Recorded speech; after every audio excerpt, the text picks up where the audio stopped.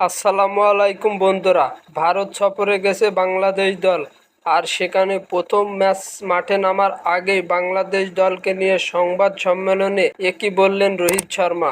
আগামী 19শে সেপ্টেম্বর থেকে বাংলাদেশ বনাম ভারতের টেস্ট সিরিজ শুরু। এই ম্যাচটি অনুষ্ঠিত হবে ভারতের সিতাম্বানা স্টেডিয়ামে। আর এই মাঠে পিচ পরিবর্তন করে রাখা হয়েছে লাল পিচ হিসাবে, যেখানে চেন্নাইয়ের এই মাঠটি ছিল স্পিন সহায়ক মাঠ, কিন্তু এখন সেটাকে পেস সহায়ক করতে পিচের এমন পরিবর্তন করা হচ্ছে।